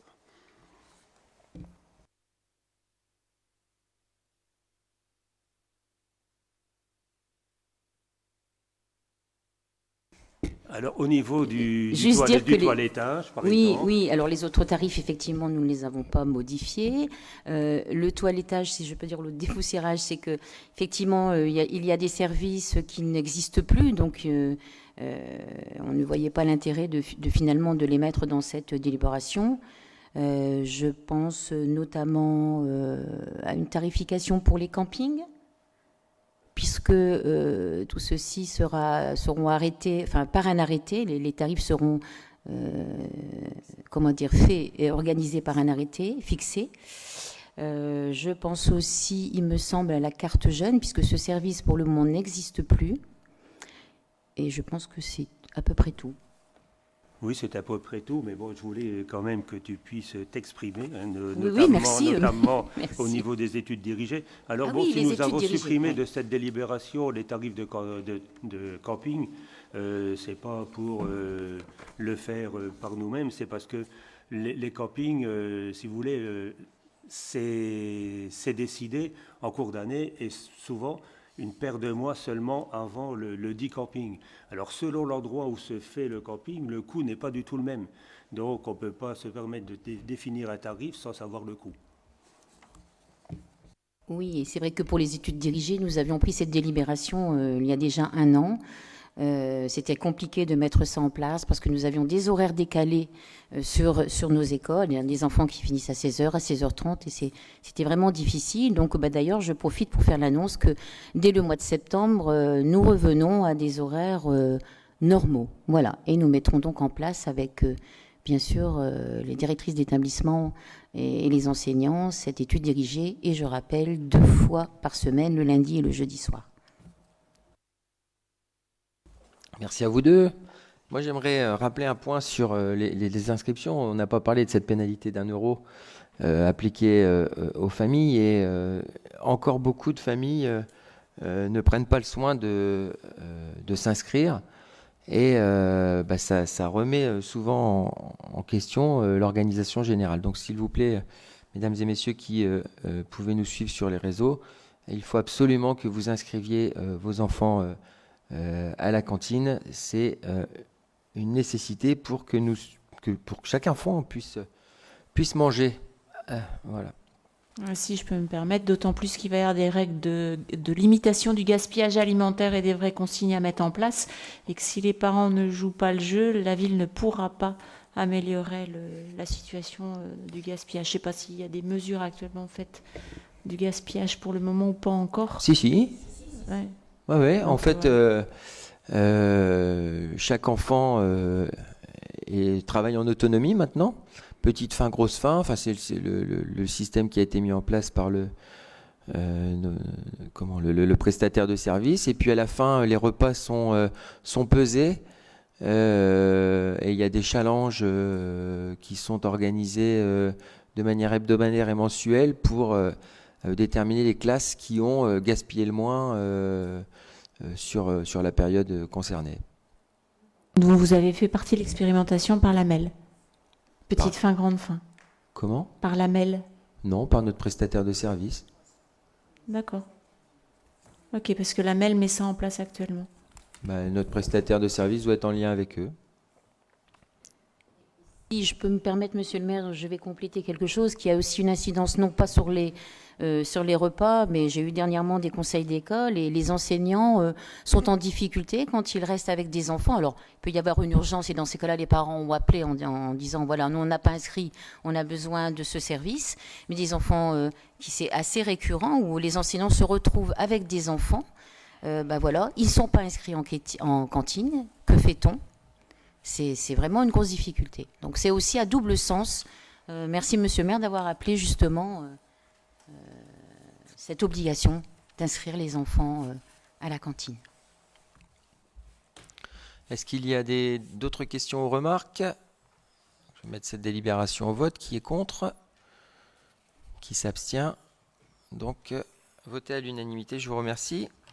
Dernier point à l'ordre du jour concerne donc la communication du rapport d'activité 2021 du SIGAL, syndicat intercommunal pour la gestion de l'aérodrome de loisirs, auquel nous faisons partie. Donc plusieurs points sont à l'ordre de la présentation de ce rapport d'activité, notamment la structure. Rappelez que 4 communes constituent ce syndicat intercommunal: Bondu, Marcq-en-Barœul, Marquette-les-Lilles et Vambrochy. Donc qui au final fait une population d'à peu près 71 000 habitants si on se base sur les chiffres de 2021. 2 temps plein travaillent pour le SIGAL, une technicienne territoriale et un adjoint technique de 2e classe. Concernant les dispositions financières fiscales, donc chaque commune contribue à une certaine hauteur, et nous avons choisi de fiscaliser nos contributions pour financer ce syndicat intercommunal. Pour information, Vambrechy, donc, le Sigal perçoit des Vambrecitains, hein, et non pas de Vambrechy, perçoit des Vambrecitains, 40 163 € et 9 centimes. Au total, le Sigal reçoit des 4 communes 229 € à la louche, 228 980 € exactement, et les contributions ont baissé par rapport à N-1 à 2020. Concernant les compétences que nous exerçons les 4 communes vis-à-vis de l'aérodrome, elles sont doubles, notamment l'aménagement, l'entretien et l'exploitation du site et la réalisation donc, de zones de détente de loisirs dans l'emprise de l'aérodrome. À ces compétences s'ajoute un partenariat avec la préfecture et la métropole européenne de Lille pour coordonner l'accueil des grands passages des gens du voyage donc sur le terrain métropolitain, donc qui est inclus dans ce site. Pour information, les 2 aires de petits passages sont situées sur notre commune de Vambrechy. Donc, qu'est-ce qui a été fait au cours de l'année 2021, notamment en termes de gestion de l'aérodrome? Donc, il a été mis à jour les listes des véhicules autorisés à circuler donc, dans les zones réservées. Il a été mise à jour la liste des aéronefs qui sont basés sur le site. Bien évidemment, l'inspection annuelle de vérification des aires de jeu donc, par la société pour information Innovi. Et l'entretien des équipements aéronautiques comme le marquage des pistes, les balisages des pistes et les manches à air. Également l'entretien des espaces qui composent donc l'aérodrome, notamment en termes de tonte des pistes et des abords, des paddocks, parce que donc beaucoup d'espaces sont prêtés ou loués plutôt à des agriculteurs pour y mettre des chevaux. Et également donc le traitement contre les taupes et le péril animalier.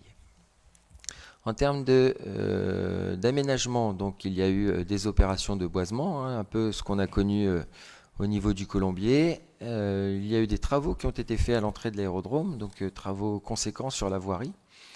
Il y a eu un travail sur la réfection du chemin des Perdrix, donc qui est un chemin donc, qui amène les promeneurs donc, de Vambrechy vers l'aérodrome.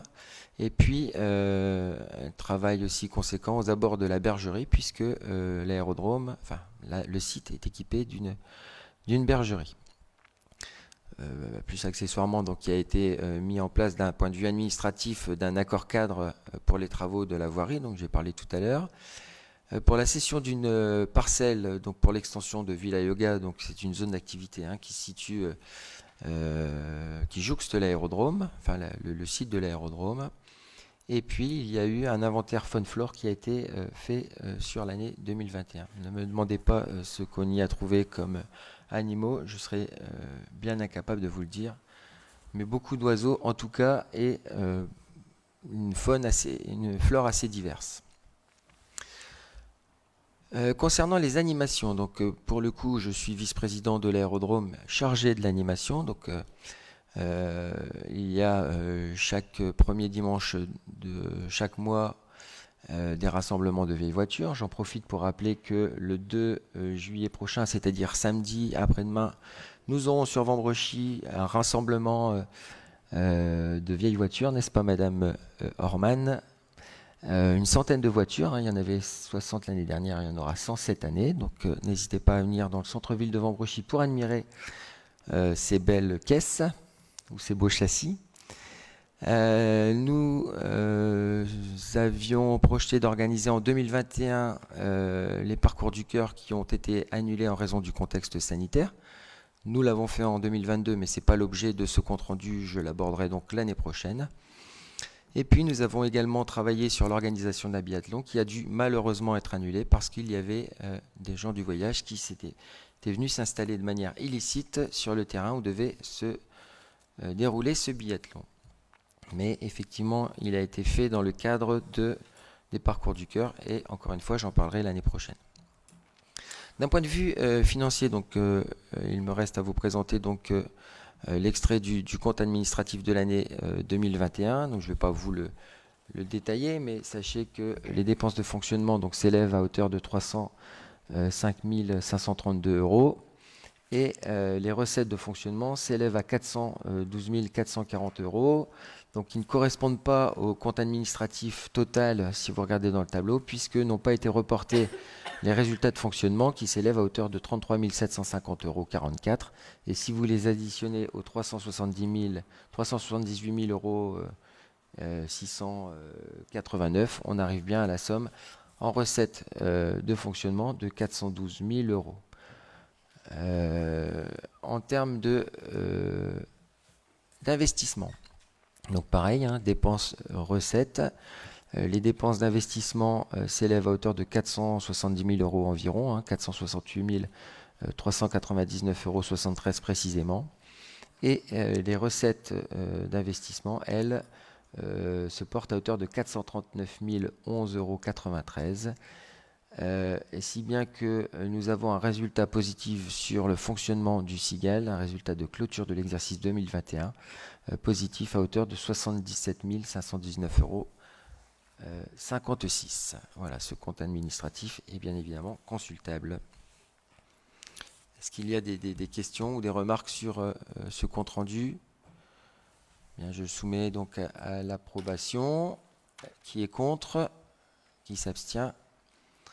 Donc, il est à l'unanimité adopté. Je vous remercie. Bien, le temps passé maintenant aux questions qui nous ont été posées par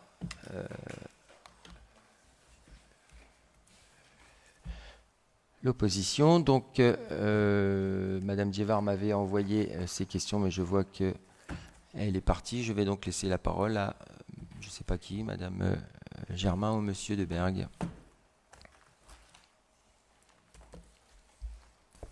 Merci, Monsieur le maire. Monsieur le maire, face à la gravité de ce qui se profile pour notre... Attendez, je n'étais pas sur celle-là. Ça, c'est la question que vous avez en commun. Je l'ai mise après. Là, je suis sur le tramway, si vous voulez bien. On a une représentante du tramway, donc effectivement. Beaucoup des interpellations citoyennes que nous avons reçues concernent le projet du tramway. Le compte-rendu écrit du Conseil métropolitain du 24 juin paru sur le site de la MEL fait apparaître un tracé passant par avenue Saint-Pierre, rue d'Ypres, avenue de la Gare pour terminus à la gare. Nous sommes donc passés d'un terminus à Robert-Sarre à un tracé passant par le quartier Foch jusqu'à la gare, puis à ce nouveau tracé. Vous comprendrez les inquiétudes des riverains de ces différents quartiers, notamment en raison des perturbations de circulation que l'arrivée du tramway va induire, autant durant la phase de travaux que par la suite. Les citoyens ont certes besoin d'être rassurés sur ce projet, mais ils ont également besoin d'être écoutés. C'est pourquoi nous désirons savoir quand et comment est prévue la concertation annoncée dans le bulletin municipal et également évoquée lors du conseil métropolitain et s'il est vraiment encore possible de faire évoluer le parcours définitif annoncé. Merci, Monsieur le maire. Merci à vous. Donc, je vous rappelle que votre groupe a voté ce que vous venez de lire au précédent conseil municipal. Monsieur le maire, on a voté ce que effectivement un tracé. Non, on a voté un tracé par la gare. On n'a pas voté un tracé rue Foch. On a précisé et Monsieur Deberg a bien précisé que nous l'objectif était qu'il y ait un terminus à la gare de manière à faire le relais pour Quesnoy et communes derrière. Mais dans la délibération, il y avait quand même, c'était la délibération. Vous l'avez voté dans son intégralité. C'est pas grave. Vous êtes un manipulateur, monsieur le maire, quand vous dites ça. Écoutez, je suis d'accord avec vous, on a voté, on a bien fait préciser dans le PV, vous pouvez le relire, qu'on insistait surtout sur le fait et qu'on avait bien précisé que vous parliez de 2 trajets différents et que nous, le trajet, c'était important pour nous qu'il soit jusqu'à la gare. D'accord. Voilà. Et le tracé qui est original par la MEL et celui qui est proposé avenue Saint-Pierre. Donc il faut effectivement arriver à la gare. Donc aujourd'hui, je vais vous répondre de la manière la plus simple qui soit. Déjà, sachez que j'écoute et j'entends les Vambrositains. Vous avez pu le lire d'ailleurs dans le dernier lien. Tout le monde veut le tramway à Vambrochy. Tout le monde. Et ça, la concertation le montre. Donc ça, il n'y a pas de débat là-dessus. Toujours est-il que le compte-rendu que vous mentionnez, c'est un document de presse qui a été publié par la MEL suite au Conseil métropolitain du 24 juin et qui ne correspond pas du tout à la délibération. Donc je vous invite à lire la délibération 22C 066 qui dit que, je lis la délibération, le maître d'ouvrage confirme la poursuite du projet de tramway du pôle métropolitain de Lille et sa couronne et prend en compte dans la poursuite des études les orientations suivantes. Sur le secteur nord, Vambrechy, Marquette-les-Lilles, Saint-André-les-Lilles, retenir le tracé de référence jusqu'à Foch et la localisation du terminus à l'ancienne halte ferroviaire de Vambrechy en empruntant l'avenue Foch. À aucun moment dans la délibération, et vous le savez bien, c'est la délibération qui fait foi légalement, à aucun moment, je répète, n'est mentionné ni l'avenue Saint-Pierre, ni la rue d'Ypres, ni l'avenue de la Gare. À aucun moment ne sont mentionnées dans la délibération ces 3 rues que je viens de citer. Ça, c'est la première chose. Deuxième chose, c'est que les études continuent. Donc pour répondre à la dernière question, est-il encore possible de faire évoluer le parcours définitif annoncé? Je vous dirais oui, bien évidemment. Et c'est tout l'objet des études qui sont faites par les assistants maîtrise d'ouvrage qui, finalement, elles, s'appuient sur des conditions d'insertion des rues empruntées, sur les possibilités de requalification des espaces publics, sur l'efficacité en termes de transport collectif. Est-ce que le tramway va être rapide? Parce que ça, c'est quand même important. Si un tramway qui est freiné par les voitures, ce ne sera pas efficace de prendre le tramway. Est-ce qu'il y a une interconnexion possible avec le réseau de transport? Est-ce qu'il y aura des impacts fonciers en termes de circulation, en termes de stationnement? Est-ce qu'il y aura des réflexions sur la liaison? Est-ce qu'il y aura des possibilités sur une connexion possible avec la liaison Lille-Comines? Et ce matin, je lisais dans la presse mon collègue de Verlinghem qui, passez-moi l'expression, s'est un peu emballé puisqu'il souhaite qu'un parking relais soit fait au niveau du terminus à Vambrechy. Mais je lui réponds publiquement non. Il n'y aura pas de parking relais pour accueillir tout le bassin de la Lys et de la basse Deule sur Vambrechy. Je le dis publiquement, il n'y aura pas de parking relais pour accueillir les 25 000 personnes, puisque c'est quand même 25 000 personnes, pour venir prendre le tramway à Vambrechy. Par contre, dans le SDIT qui a été voté à l'unanimité en 2019, il y a une chose qui est dite, c'est qu'effectivement, la MEL va travailler pour proposer une liaison rapide entre Comines et le tramway, mais rien ne dit que le terminus de cette liaison rapide se fera sur Vambrechy. En tout cas, sachez que les experts continuent à réfléchir et vous me posez donc la deuxième question. Quand auront lieu les réunions, donc je me suis entretenu, j'ai régulièrement la MEL à ce sujet au téléphone. Courant septembre, il y aura des réunions qui seront proposées aux riverains de tout cet ensemble d'habitations. Et puis, il y aura donc des réunions publiques, et puis il y aura aussi une concertation publique 2023-2024.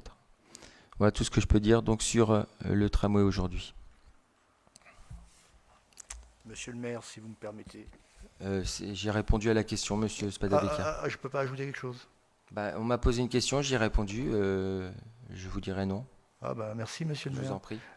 D'ailleurs, je crois que c'est la définition d'une opposition que vous aimez. Non, c'est l'application d'un règlement qui n'est ni intérieur. revendicative, ni qui conteste. Donc, je ne dis rien, donc ça doit vous satisfaire. Merci, monsieur le maire. Je vous en prie.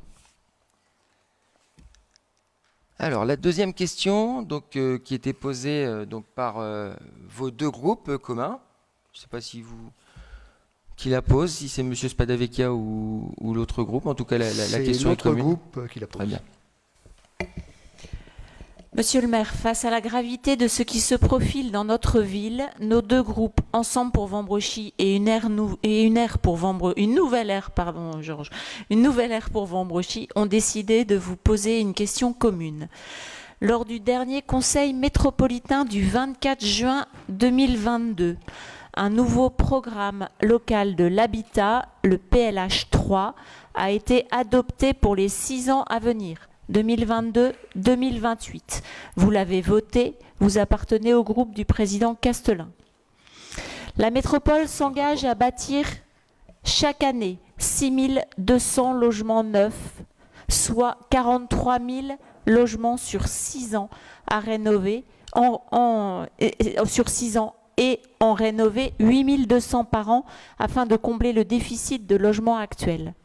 Les maires disposent d'un délai de 2 mois pour faire connaître leurs remarques complémentaires. Vambrochy s'engage à construire sur ces 6 ans 515 logements au titre de ce PLH 3. Des fiches préciseront les choses pour chaque commune. Dans notre ville, des projets ont été engagés et doivent aller à leur terme. C'est le cas du quartier Est, nous le comprenons. Quoi qu'il en soit, monsieur le maire, il n'est pas besoin de vous rappeler vos engagements à mettre un sérieux coup de frein à la bétonisation, préserver nos terres agricoles. Et je vous cite encore, à étudier chaque projet avec un regard éco-responsable et à intégrer les incidences environnementales dans nos critères de décision. Ces promesses figurent dans votre programme. À Vambrochy, la population n'est pas consultée sur les projets structurants pour la ville, nous le regrettons et le réclamons. Nous souhaitons savoir si ces 515 logements incluent ou pas les logements déjà engagés, connaître leur implantation, leur nature et avoir accès au contenu des fiches qui concernent notre commune quant à la mise en œuvre de ce programme d'aménagement immobilier de notre ville. Au nom des deux groupes d'opposition, je vous remercie de votre réponse, monsieur le maire. Moi, je vous en prie, Madame Germain. Écoutez, 2 des personnes ici présentes dans votre équipe, puisque maintenant, manifestement, vous faites équipe, sont bien au courant de ces projets, puisque... Monsieur le maire, ça c'est votre point de vue. Ah non, mais je ne sais pas, mais enfin, tout au moins dans votre équipe... J'ai peut-être pas le droit de m'exprimer. Dans votre équipe du moment. Excusez-moi. Dans votre équipe du moment. Si on peut passer à l'écran, s'il vous plaît, le diaporama. Donc voilà, donc vous les connaissez ces projets parce que vous les avez votés à l'unanimité, messieurs de Berg et Spadavecchia, puisque les 515 logements sont répartis comme suit. Le Vent-de-Bise, début du projet 2015, c'est votre équipe. Le Lodge d'Ypres, 2018, c'est votre équipe. Îlot Kennedy, 2019, c'est votre équipe. Carrefour Rue Aubert, 2019, c'est votre équipe. Distillerie, 2019, c'est votre équipe. Quartier Est, phase 2, 2019, c'est votre équipe. Et AFUP, 2019, c'est aussi votre équipe. Était envisagé, malgré tout, 564 logements. Et je vous remercie, Madame Germain, d'insister sur le fait que je souhaite freiner les projets urbains et pas les arrêter. Et si vous regardez, il y avait 564 logements qui étaient envisagés en 2020, avant juillet, et finalement, il n'y en aura que 515. Voilà ce que je voulais vous répondre. J'espère avoir répondu à votre question, en tout cas, de la manière la plus transparente qui soit. Est-ce que je peux m'exprimer ou pas, monsieur? Allez-y, monsieur Spadavecchia. Je ne voudrais pas passer pour un autocrate, que je ne suis pas. Un autocrate que vous n'êtes pas. Simplement, nous avons posé cette question. Vous nous rassurez. Et ben voilà. Et nous voilà rassurés. Ben voilà, c'est très bien. Et effectivement, vous avez raison de le souligner.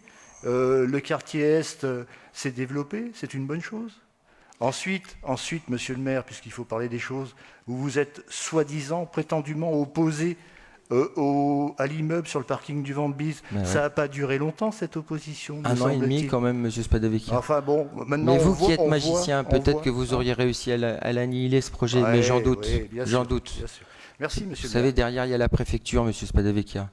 C'est ça qu'il faut entendre. Mais c'est facile, je disais à monsieur Dossi, c'est facile finalement d'être dans l'opposition et de pointer tout ce qui ne va pas. Par contre, je vous entends jamais dire c'est bien à un moment ou à un autre. Mais c'est pas grave, c'est pas grave. Nous, on essaie en tout cas de faire du mieux que nous pouvons. On a voté quasiment toutes les délibérations de cette séance du conseil municipal.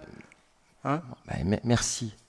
En tout cas, toujours est-il que, effectivement, voilà, on on répond au PLH, mais sachez quand même que c'est important de le signaler, la pression immobilière est vraiment importante sur la métropole européenne de Lille. Et ça serait vraiment mentir, parce que moi j'ai lu dans des programmes politiques, on va stopper l'urbanisation. Sachez que c'est impossible.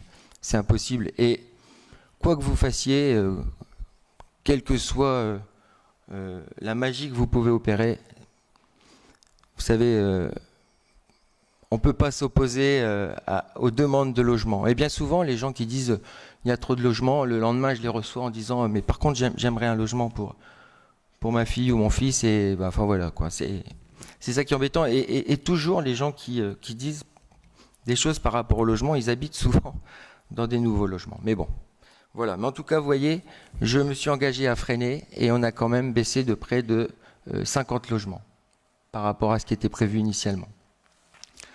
La dernière question n'était pas une question, c'était une demande de motion. Donc, c'est dommage que Madame Diévard soit partie parce que c'est une demande de motion qui a été demandée par tous les groupes LFI dans tous les conseils municipaux de France, enfin de la métropole, pardon, pas de France, mais de la métropole. Donc, sachez que c'est pas une question, c'est une demande de motion sur l'augmentation des tarifs de la MEL. Alors je ne sais pas si vous voulez lire, Madame Germain, cette demande de motion. Je ne suis pas certaine que ce soit utile de tout lire, sauf si vous le souhaitez, mais l'objectif c'est effectivement de faire une motion pour l'annulation de la hausse tarifaire d'Ilevea au 1er août 2022. Voilà. Très bien, écoutez, ça a été débattu longuement, enfin longuement, pas très longuement, puisque la NUPS a été également à poser cette question. J'ai répondu aussi à l'entrée du conseil métropolitain, j'ai répondu au groupe LFI qui était présent. Donc voilà, mais là aujourd'hui, si vous voulez, ce qui se passe, c'est que globalement, le contrat MEL-Keolis a été signé en 2017 avec un cadre qui prévoyait une augmentation de 5 centimes en août 2020, qui prévoyait une augmentation de 10 centimes en août 2022. Et qu'il n'y aura plus d'augmentation jusqu'à la fin du contrat en 2024, un gel de la hausse donc, qui est prévu là, en août 2022 provoquerait une perte sèche pour la MEL de 9 millions d'euros, qui correspond aujourd'hui au coût engendré par la gratuité du coût de transport pour les moins de 18 ans. Voilà, donc ce que j'ai à répondre. Donc là, c'était vraiment pas une question, c'était une demande de motion qui est arrivée en plus très tardivement. Donc voilà ce que je peux vous répondre, Madame Germain. Bien, s'il n'y a plus d'autres remarques, nous avons purgé l'intégralité donc de notre conseil. Je laisse passer au tableau, enfin à l'écran, les décisions qui ont été prises depuis le dernier conseil municipal. Il me reste à passer quelques messages, notamment un bon anniversaire à ma maman qui nous regarde, comme à chaque fois sur le conseil municipal. Donc bon anniversaire maman. J'aimerais remercier Madame Broda et Madame Lemire, nos interprètes de ce soir, et saluer Monsieur Jean qui est convalescent. Donc c'était un prompt rétablissement. Bien évidemment remercier mes services toujours présents à mes côtés, Madame Van Kortenbosch et Atarsa pour la partie féminine, et bien évidemment Monsieur Van Outruve pour la partie masculine. Remercier Madame Pétillon pour la Voix du Nord, remercier Monsieur Villerbal pour la logistique, Monsieur Razemont pour la technique, bien évidemment le public qui était présent aujourd'hui, que ce soit dans la salle ou sur les réseaux. Merci mes chers collègues pour ces débats de ce soir et je vous souhaite à tous et à toutes de bonnes vacances, qu'elles soient reposantes. À bientôt. Et Monsieur le maire et l'équipe municipale, puisqu'on a fait de la promotion de Carrément Rétro, qu'on fait la promotion de Scène en Or dans nos documents, je voudrais quand même vous inviter au concert de l'harmonie municipale qui aura lieu samedi soir. J'espère qu'on vous verra nombreux. Le conseil de l'harmonie, c'est quand même votre école de musique et les musiciens qui sont présents en deuxième partie dans l'harmonie, mais aussi en première partie, ce sont les élèves de saxophone de plusieurs écoles de musique de la région. Merci d'être présents en nombre. Et merci Madame Germain. Je me permets juste d'excuser une partie du conseil municipal qui sera à Kempen pour les 50 ans sur ce week-end. Donc on ne pourra malheureusement pas assister au concert.